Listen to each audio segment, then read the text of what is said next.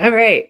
Welcome back, everybody. And Ingrid, you work with parents navigating some of the most emotional leadership moments that people have, and that's raising the next generation. And parenting's often about guiding others. But what about the self-leadership? I mean, I'm a parent, so I kind of think about myself.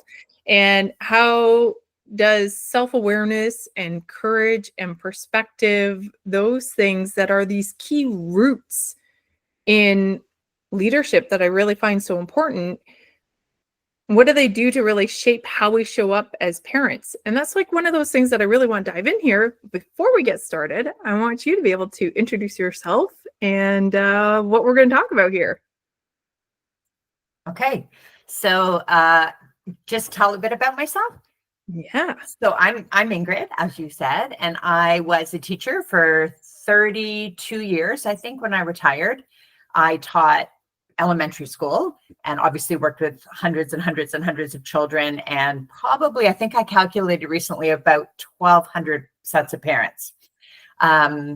And about 3 years ago, I retired and started to supply teaching to sort of keep myself in the school board and knowing what was happening in the school system, and started thinking about starting a new business. So I have started a business around coaching parents, mainly of elementary school age children. And my business is called The Way Forward, mainly because while I was searching for a name, I read this poem that talked about that putting down of the baggage and moving forward, finding a way to move forward. And I think that's often sort of a metaphor that comes up for me when I'm struggling with anything, is that feeling of I can't go forward. I don't know how to get out of this. You know, that it matches your metaphor. You can't see the forest for the trees. Mm-hmm. That expression, I often think of that you just get so stuck.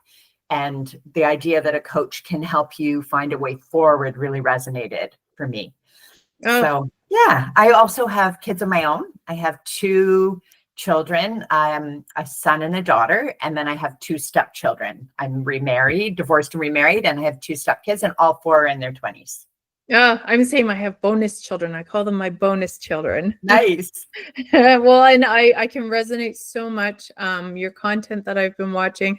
I have a 6-year-old, and I am also often stuck all the time. And in just that's parenting. We're constantly evolving because every child is different. Yet you have so many great perspectives to take to teach us how to the way forward, which is so beautiful. Yeah.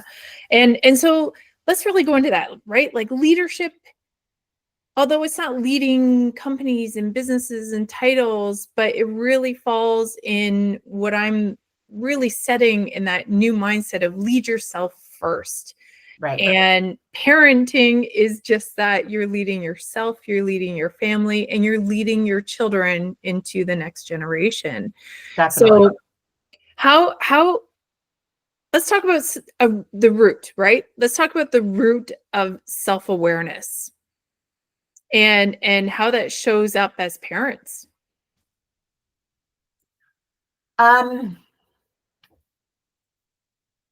I think for me, that started when my first child was born, and I held her in my arms and looked into her face and realized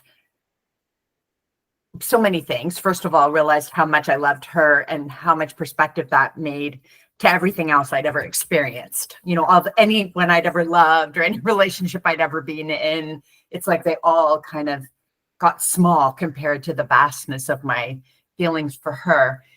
Also made me realize how much my own parents loved me, which was very humbling as well, and really changed my relationship with them.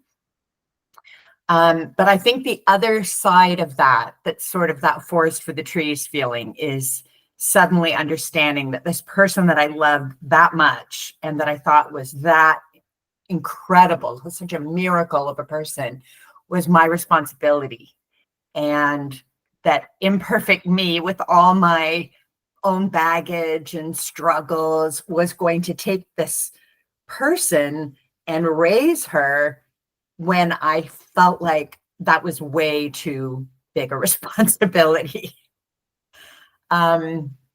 So I think that, I don't know if that's like, I guess that's a self-awareness, that realizing it's that and both, that I'm in charge here and I'm so honored and privileged and it's so wonderful. And I'm scared out of my mind because this matters more than anything I've ever done before.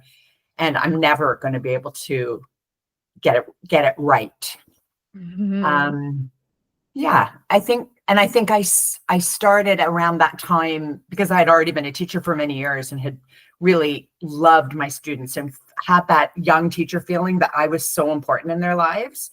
And I'm not saying I wasn't important. I know I was important, but I thought I was like really important, like maybe even for some of them more important than their families, because I was so there for them and so positive and energetic. And then when I had my children, it was like this awakening of what their parents felt for them and the importance of their family and their home. And again, this real humbling of my role in their lives was so small and so time bound. And it really made me more aware of how important it was for me to put energy into the parents and into what they needed in order to support the children better. Does that make sense? Yeah, yeah. Well, I just got this imagery of you like going, okay, I am self-aware, right? As a teacher, that my impact impacts you and this root growing just a little bit deep. But then when you turned into a parent yourself, it just like the energy and the real awareness that just like made that so deep because your perspective changed from a teacher now to a parent. And now as I see that shift, and correct me if I'm wrong, but you see this shift now coming into the position of a coach, of really turning into that mastery of I talked through other moments of the roots then share resources, right? So that root now is so deep that you're able to then share those resources and the knowledge of that depth of that root. And yeah, and your content is so great. And I feel every moment of that with children, because it does, your perspective really shifts and changes, and the self-awareness that then comes in, that every one of your actions are then imprinted and are the branches that your child sees. Definitely. And I love that metaphor of the roots. You talked about it in previous in discussions, the roots being so interdependent and trees being connected under the soil. And I think with people, particularly in that triad of child, parent, and teacher, in many cases, there is a disconnection. And I think that there are teachers who encourage that disconnection, that they feel very much that they have an autonomy and that they work on their own with the child and the parents work with the child outside to support them. But as soon as you do tap into that connection, the children just blossom. It's everything. And, I taught young kids. So I taught kindergarten and grade 1 for a long time. And just to show the perspective, at the beginning of my career, I taught grade 5. And now, 30 years later, I still know a lot of those kids because they were old enough that my impact was directly on them. We had a relationship because they were 10 or 11 years old.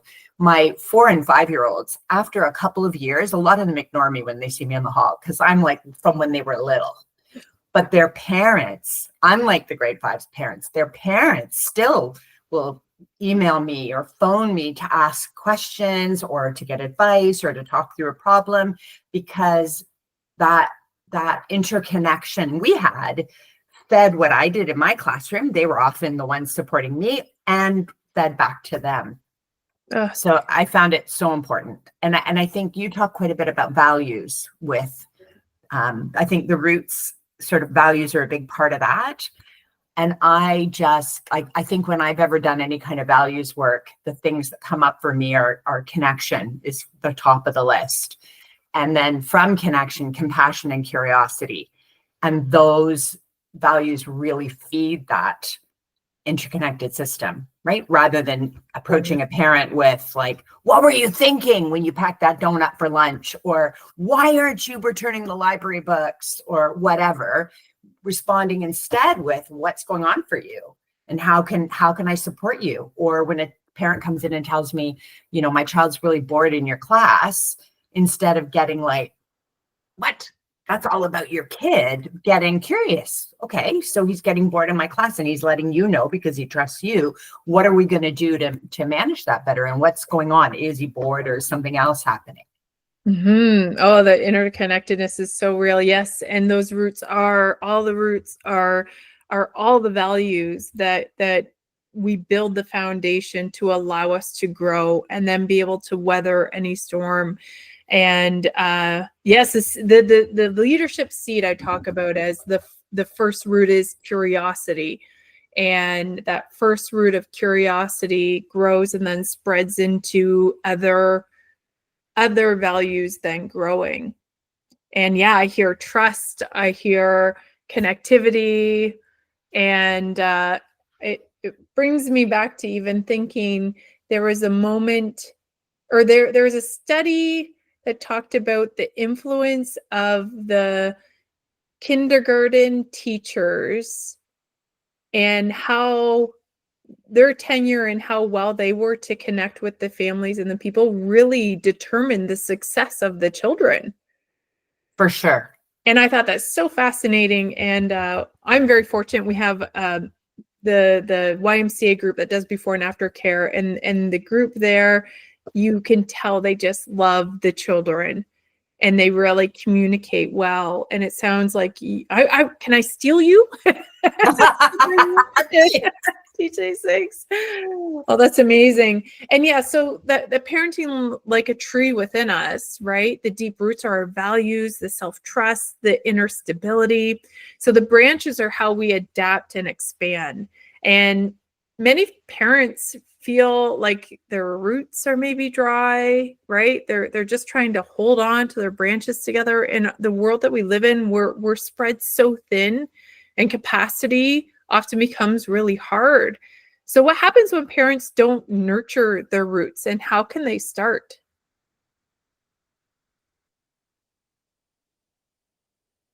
What comes to my mind right away, and that is actually maybe a bit contradictory, that I think that idea that our roots are interconnected, I think that's probably a fact, like full stop, period, at the end of the sentence. And that when we have that feeling that our roots are dry, that we aren't feeling stable and strong and solid in ourselves, that to some extent it's 100% true. We're worn out. We haven't slept enough. We're not finding time for ourselves or our other relationships. But to another extent, I think it has a lot to do with the stories that we're telling ourselves and the positions that we are putting ourselves in or allowing ourselves to be in. And a lack of tapping into that connectedness. And maybe also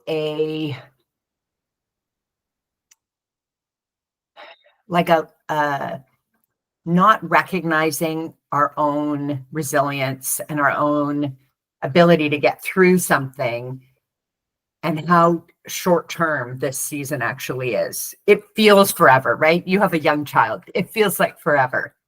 And in a good way, it's long, but in a bad way too, that's exhausting. But it doesn't last that long in the scheme of your whole life. And most parents get out of it alive, right? Like if you look around you, most people get through it okay and have intact relationships with their children and reconnect with their spouses and their friends and go back to their jobs. And I think a lot of it is that concept of right attention, you know, what you're paying attention to. The more we're saying to ourselves, you know, I'm thinking of an example I've been talking about quite a bit with parents lately, which is I got the kids out to school, but it was nuts. Mm-hmm. And instead saying to ourselves things like, it was nuts, but I got the kids to school. Do you understand what I mean? Or my husband and I we hardly ever are able to like have 5 minutes together. In fact, probably it was 2 weeks ago was the last time we had a conversation. It's such it's a perspective that really makes you feel heavy, tired. It really emphasizes that. But if you flip that and say, yeah, 2 weeks ago, we managed to find time to have a really nice cup of coffee and a conversation while the kids were watching a movie. Hopefully we're going to do that again. It fed our relationship and had so many benefits. So we're going to try it again. Immediately brings so much energy and light just into you immediately. I tried it with a mom the other day, and she said, I can't believe what a difference it makes to say, my daughter's having a hard time, but I managed it really well, versus I tried to manage it, but she has having a really hard time anyway. Yeah. Well, that shift of perspective, that's so good too. It's much like just how we show up, and that being the trunk of how we show up, right? Are we showing up Totally. tired and exhausted and aware, bring back to that self-awareness, aware of the words that we're using and how they're projecting onto our children? Like, oh, like I have to do this versus I get to do this. Totally. Yeah. And not to negate how exhausted people are. Of course they're exhausted, but I'm exhausted and I'm still managing to do these things. Or that interconnectedness, I'm exhausted and I'm going to need to pull on the rest of my community, your village, to support you. And we know that the brain is lazy, and the brain is going to go to, yeah, I'm tired. Yeah, you're right. I'm tired. And it's going to want to go to those things as humans of where the emotions are. But we always have a choice. And you're right. It's not to negate that those things aren't happening. You're right. But you have a choice of how you're going to perceive it. Yeah. And I'm so guilty of this all the same, because your child is your mirror.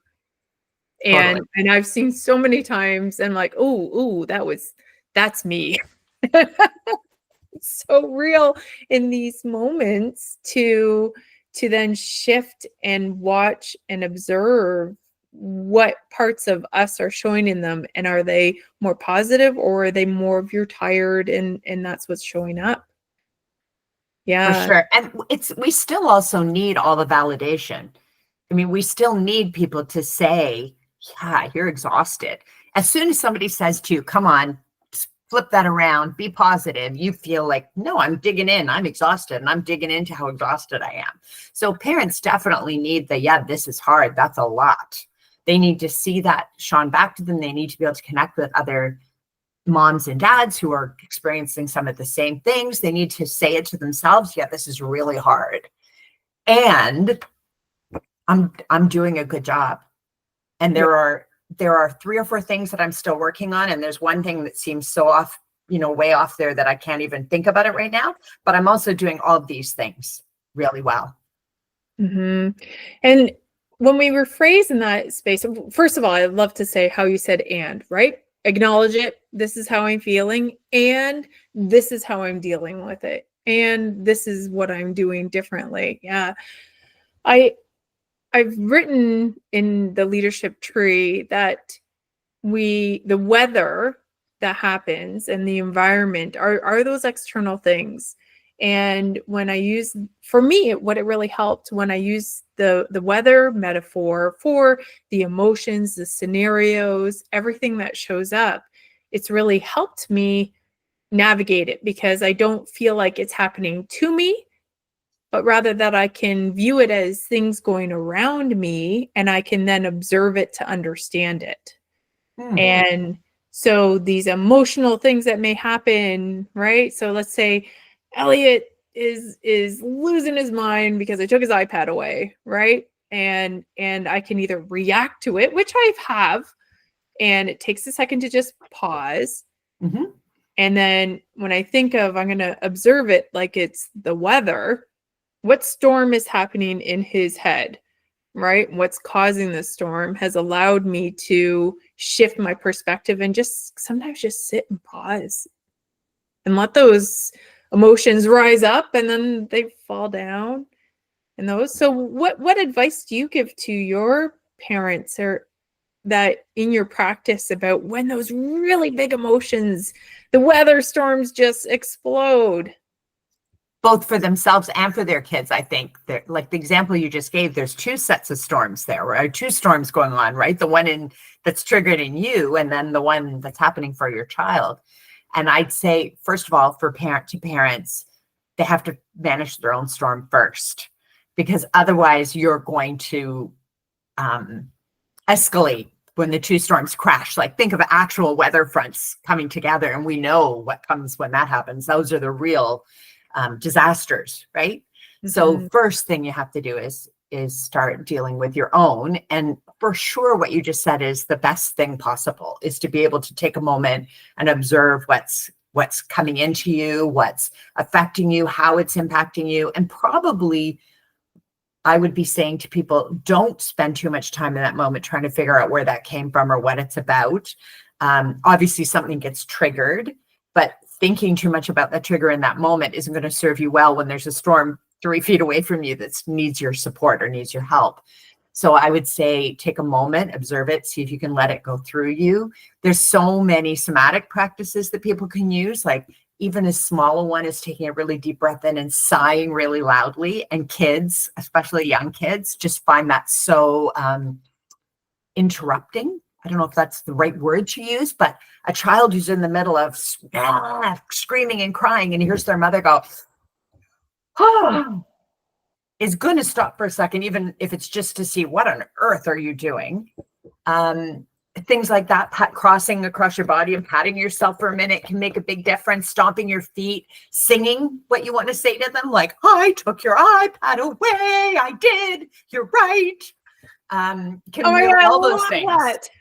All those things can stop you and interrupt help your emotions flow through you and be finished so that you can move on to what needs to be addressed. But they can also interrupt your child. And that interruption is that moment where you can get in and be heard, because when they're storming, they're not usually hearing. And then there's really acknowledge the seeing through your troubles is just brilliant. It actually is, like, honestly, it's a somatic thing that there's music coming in your ears. Your breath is automatically regulated when you sing, always, right? But mostly you're being silly, and you can't laugh and be furious at the same time. So you take that deep breath in and you burst into song. And honestly, almost every time I've ever done it in a classroom, the child is just like, what is happening? And it doesn't matter if I've done it 100 times before, they're still like, something shifts. I am trying that 100%. The next time that it's like, Ingrid, you're going to come into my head and I'm going to sing myself and sing my way through the emotions. That is brilliant. I love that. And when your child gets to the stage where he's like, oh, Mom, don't sing, then you can hum or find robot voice or whatever. There's something that usually that can get through to them. And then it's something called a co-regulation. So self-regulation is that step where you're managing yourself and getting your emotions in check. And then co-regulation is something you do with your child, where you basically share your calm. And that, for some children, that's pulling them up into your lap or using your words to help them understand what's happening, which might be saying, I get that you're really upset and I'm happy to sit with you, but that doesn't mean the iPad's coming back. Mm-hmm. But I will be here with you. Or it could be a child may not want that from a parent and may just want you to be sort of nearby so that they know that they're still okay and safe with their big feelings, but that they're allowed to have them. I think a lot of times a parent in that situation is sort of, here's my storm coming in and giving you an order or instruction or a command that you're not going to like. And now you're not allowed to have a storm. That's how I was raised, that you're having this thing happen to you that you don't like, and you can't cry about it or be upset about it or be angry, because kids aren't allowed to do that. And like, how absurd. The 4 or 5-year-old isn't allowed to express their emotions or have them in the first place, but the 40-year-old can. Yeah, no, it's so real, and thank you for that, because we do see that. I mean, my husband, I'm fortunate that he's learning to talk through these things. Of I was taught children are seen and not heard. And with all of my work and studying emotional intelligence, that where we're working on the shared goal of teaching the same things. And my method is, when the explosion does happen, he knows mommy will let me cry, and he always goes cuddles, and I'm like, quite Oh, fine, right? Cuddles means like let all those tears out and let them all cry, right? And let it all out.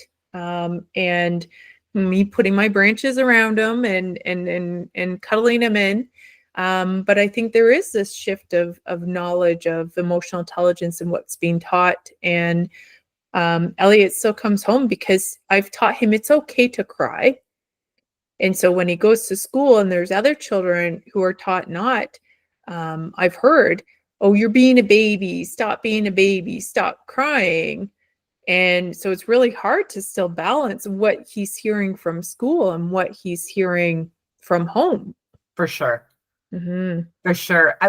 I do think that children have the capacity to understand that things are different with different people and in different places. So I think children can handle differences between their parents better than we anticipate that they can.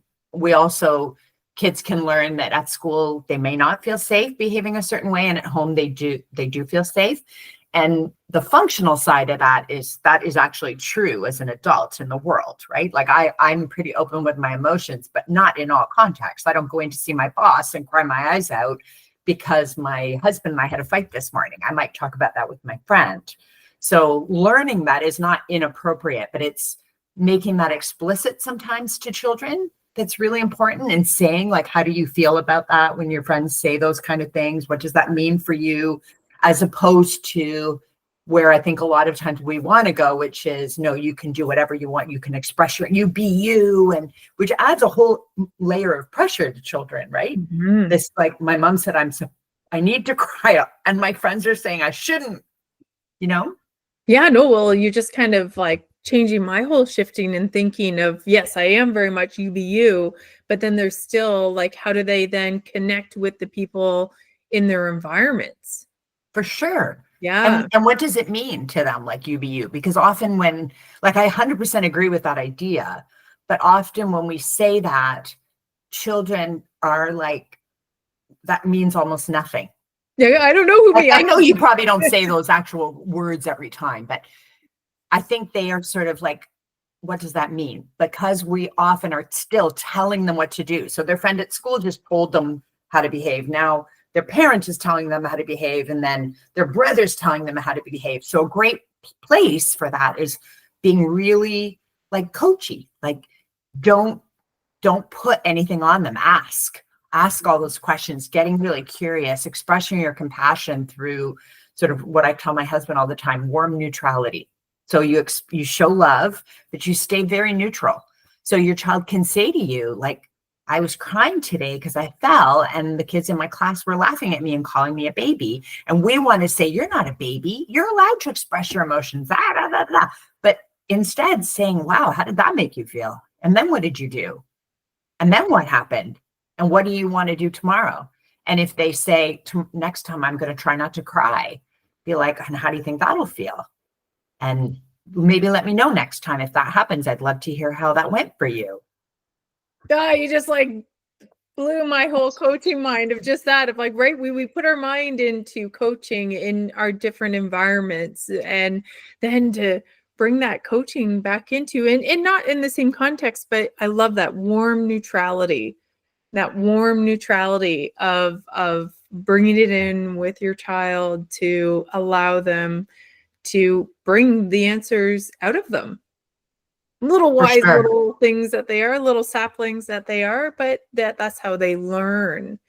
No, that's And they're brilliant. Like, at some of this stuff, they're brilliant. My teaching partner and I used to always say, it's like we take them out of their natural strategies by telling them what they should be doing. And then as they get a little older, we're like, no, you should be doing this stuff. Like, get back in there. But we've taught them, we've lost them. We've lost those strategies that they had.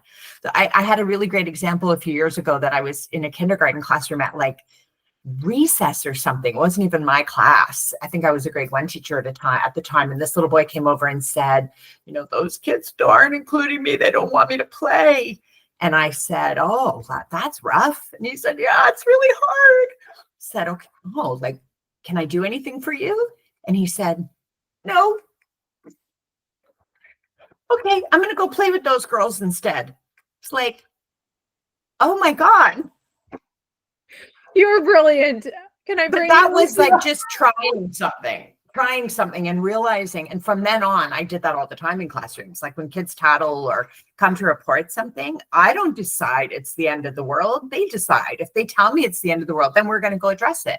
If they tell me they just wanted to tell me, then okay, great. I've been told. Thank you for letting me know. Or thank you for letting me be with you while you're feeling so sad. But like 30 seconds and then, okay, bye. Yeah. Oh, it's so good. It just sparked to my brain of Mel Robbins. I just finished Mel Robbins' Let Them theory. Yeah. And she does talk about like the rise and the fall of the emotions of like 9 seconds, right? And getting out of our space of reacting to then just hold that space for them, let the emotions rise and then fall, and then lead with questions to allow them to determine what those emotions meant. 100%. Yeah. In part of the book I'm writing, there's a whole part that's what it means to be human. And that section of what it means to be human, even though the leadership tree is just a framework to understand where to grow and that it always keeps growing, but to be human, and a big part of that is that emotional intelligence and understanding. And since the 90s, that shift has really gone to truly understand that emotional intelligence. So I love to hear some of your thoughts of emotional intelligence and what you see and what you try to teach in school, and tell me more on your thoughts on emotional intelligence. Mm-hmm. Well, I think that it's tricky. I think a lot of things that are happening in schools right now are really good in that there is a lot of teaching around emotional words and being able to identify your feelings and understanding the difference between different feelings. I think there's also a real tendency to make certain emotions negative and others positive. So like I've been in classrooms where, as a supply teacher, where the children check in with their emotion. They say their emotion when they're, say, taking their attendance. And then the class asks the people who identified not happy emotions, not positive ones, or what they're saying are not positive, how can we help you get out of that emotion? And I feel like what kids need more is a willingness for us to allow them to be in all their different emotional states, but also to learn and to observe and to start making explicit and helping them understand. And same for us, really, that there aren't any emotions that stay. So probably not under 3 years old, but a 3-year-old and up. I've often said to 3-year-olds, because we have them in kindergarten, lots of kids start kindergarten at 3, and my child did. And obviously my own 2 children were 3 at one point. If they say, I'm just so scared, I want that feeling to go away, I say, oh, well, that's for sure. Because, you weren't scared an hour ago. And remember when you were really happy? That didn't stay either. Like, no feelings are ever going to stay. So really all we have to do is just wait them out. And if you need help to wait them out, then I'm right here with you to do that. But I think that kids need a lot of explicit instruction and support around those concepts, like, whoops, losing my earphone, like naming their feelings, like recognizing what they're experiencing in that moment, recognizing other people's feelings, being able to show empathy, for example, or recognize emotions in another child. There's lots of evidence that kids can do that from babyhood, but there's also lots of kids out there that really struggle. And recognizing that if your child is not showing empathy, that doesn't mean that they're an uncaring, awful little kid, but that they're struggling with that. So teaching them, helping them to recognize which facial expressions indicate how someone else is feeling, helping them understand that when we say that person's sad, that's similar to when they felt this way. So they start to understand what those things mean. I think that's really important. And then I think a lot of it is our own emotional intelligence. So it comes back to that sturdy leader that, I don't know if you've heard of Dr. Becky Kennedy, but she's like one of my heroes. And she talks all the time about how the parent is the sturdy leader in the home. And the sturdy leader has to be strong and boundaried and also super connected. Those are the two sort of pillars of parenting. And if you back to that self-regulation piece, if you don't understand your emotional states, if you're not able to observe them and see them in yourself, if you cling on to being angry and hold that and don't let it go away, or hold on to happiness and grasp at it like somehow you can keep it by, keeping your children from never suffering, for example, or from any kind of suffering, then how do you teach your children to be emotionally intelligent or to become emotionally mature? Yeah. But it starts with you. And that's such a perfect analogy of what I look back at what my parents and my mother, so the Enso mindset was really built around like how my mother had raised us in the Japanese way of being, or at least my mother, of allowing that flow of taking things with you. They're not to overcome, but to take with you. And that the impermanence and imperfection of everything, right? So just the same thing of it's not permanent. This is just a moment. This is just a blip. And the Enso circle is cyclic in nature, and our emotions are cyclic in nature. We rise and fall in that flow of them, and understanding what part of that cycle, what is it, little micro cycles of emotion or big macro cycles, what those are, of just being still and being with them, to let them, and you said it so beautifully, rise and fall. And I love your connection there with the concept of impermanence, and this, moving through things kind of takes us back to what we talked about right at the very beginning of, it's really hard being a parent of young children, and it is not permanent. It is not going to be like this forever. And it's a phase. Yeah. That was what got through me, helped me get through young, the first, there's so many emotions in so many ways. And that's what got me. This is just a phase, right? So whatever this phase means, that it's going to cycle around and pass through. No, make me think of too, just going back to the emotional, there's a book that I read, The Whole Brain Child.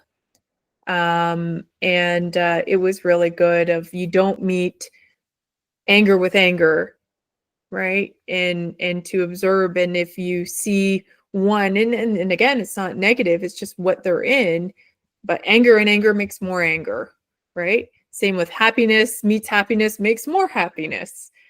And it's not 1 + 1 = 2, is it? Yeah, anger meets anger it's 1 + 1 = 100. Yeah, synergy versus dissonance. That was one that I really dive into, of understanding, and this is all, I'm learning so much from this one too. So that self-leadership and that quiet, cyclic nature of parenting. So if parenting really starts within, then the real challenge doesn't really begin with the discipline or strategy, but it begins on how we see ourselves and how we see our kids. And that one shift in perspective that changed the way that what's one shift or perspective that changed the way that you parented?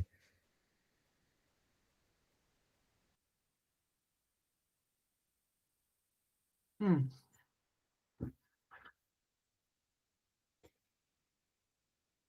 That's a tricky question. I'm trying to think like through my years, what sort of, if there were moments, there were so many moments, and my children led most of them. The one that comes to mind is like much more recent, like my child being almost an adult.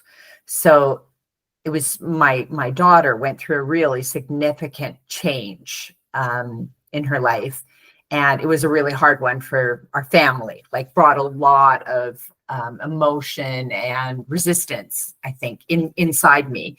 Not that I was expressing, but that I felt. And my younger son really helped me understand that my daughter was showing us more of who she is, not that things had changed.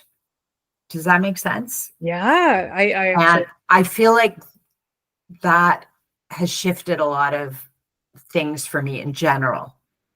A lot more emphasis on acceptance over understanding, that you don't like. I think sometimes as parents, we, especially as our children get older, but even when they're younger, that we butt heads. Like we have the kid that's easy. I was just with my sister this weekend. Actually, I shouldn't probably talk about that, but um, you have that child. My sister was that child in my family that got along easily with my parents. And my dad always tells me even now that I was more difficult, that I was more likely to be butting heads. That was you too? yeah, that was me. And I think some of that leads us to this place of frustration where we're like, I just don't understand him. Like, why is he like this? But at the end of the day, like, why do I have to understand? I don't have to understand everything about my child to love them and to be their parent. It's finding a way to get into a place of acceptance. That's the most important piece. And recognizing that each time my child shows me a piece of themselves, even if it's a piece that I'm like, what? Where did that come from? Or even sometimes I don't like it. It's just more of them. That's coming out. So I feel like one thing for me has been to really shift into a place of acceptance of my children over always feeling I have to understand them. I Yeah. just really all of a sudden was like that is the let them. You had that moment of Oh my goodness, you're right. It is that. Yeah, and let them be who they are. mm-hmm. Yeah, do you know who Tig Navarro is? I think that's her name. She's a comedian. She was at I think it was her mother's funeral, and she was driving home with her stepfather, and she had had a difficult time growing up. She's a lesbian, non-binary person, and her family had had a hard time accepting her as she was growing up. And she's in the car with her stepfather, and he says something to her like, I'm really sorry that I always thought it was your job to show us who you are. It was our job. It was my job to figure out who you were, not your job. And that really affected me too. That I guess it comes back to that warm neutrality almost, right? And that being the let them, like just letting your kids show you who they are rather than us being like, this is who you are. And you're the sporty one and you're the smart one. And you're not allowed to feel this way. And you shouldn't be interested in that. But letting them kind of unfold. Oh, that's so good. It is such a real moment. Thank you for sharing that with me, because I think it will resonate with so many people, that moment where we realize, oh, like, no, don't force them into what we want them to be. Let them figure out and let them fail. Let them in that safe, loving environment. And you do so well through all of that. So, and awareness of time, right, as well. I really want to be sure. So for any parent listening who really feels stuck, like they're running on empty, what's one small courageous action that they can take today to reconnect with their inner parent tree, like their leadership tree? I think I was thinking about this earlier, that I didn't want to sort of leave our conversation without saying this piece, because I think there's a lot of people that might listen to a conversation like this. Is our sound okay? Yeah. Yeah. Who might listen to a conversation like this and feel like, but I yelled at my kid, but I brought my anger into the conversation, but I tell them how frustrated I am, but you know, all the things that we do. And I think that one small courageous thing that parents can embrace is repair. And I was thinking about it earlier, how much I think it connects to the metaphor of a tree, because trees repair, right? We go in and do, I mean, kids, for example, will go into a forest and rip branches and swing on things and climb and cause injuries to trees, and trees repair. And I think that's critical and really important, that when we feel that we've messed up, because I guarantee you we all do, and not once, but over and over and over, we'll make mistakes with ourselves, with our partners, and with our kids. So many mistakes. Is being willing to make the repair afterwards. So going back and saying, wow, you did not deserve to be yelled at, and not, I'm sorry I yelled at you, but you were really, you know, being naughty, or but you lied to me. Just simply, I didn't behave the way I wanted to in that situation, and I really went away and thought about it, and I'm coming back just to let you know that I regret that, and I'm going to try really hard in the future to keep my cool, maybe do some of those funny sighs that I do. And there's evidence, there's research that says a relationship, and I think this connects to that, you know, those, is it in Japanese tradition that you have a bowl and you leave a little crack in it, or a kintsugi. Yes, that my mom's going to criticize me on how I say that, but yes, kintsugi. It's that concept. I love it. If you have a relationship that never has cracks, where you never make a mistake, you will never be as connected as when there are cracks and they're repaired. It's the repair that brings the relationship closer.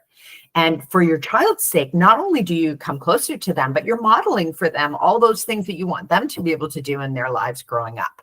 So you're taking accountability for your behavior, you're showing self-awareness, you're brave enough to take an action towards another person and own your part, even if you feel like, yeah, but my kid did, but, doesn't matter. The last one was my piece, and that's the one I'm owning up to, and the rest is a different conversation. Yeah, humility, vulnerability, those are all those key roots that are so important as leaders, but are so important as a parent.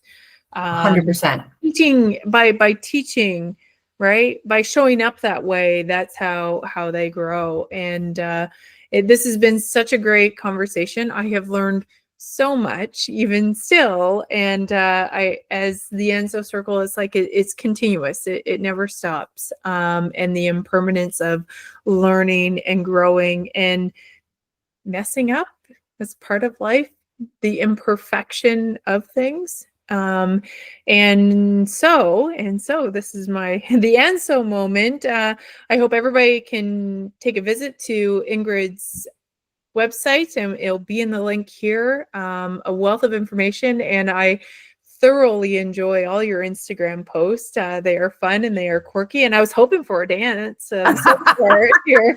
You can go there and have a look. I am definitely going to start singing through my moments of like, please don't do that, to get their attention. And so this kind of wraps up our Enso Tell Me About Your Tree, Ingrid, and this has been very, very enjoyable. And I'm going to sign off for today. Thank you for joining us here. You're so very, I guess I have to say, just thank you for your time. Thank you. I was so looking forward to getting to talk to you. So I hope this is just the first of many other conversations we get to have. Yeah, well, I need so much parenting help. We all do. Right. Okay, well, we'll sign off. Thank you. And yeah, have a great day. See you later. Bye. Oh.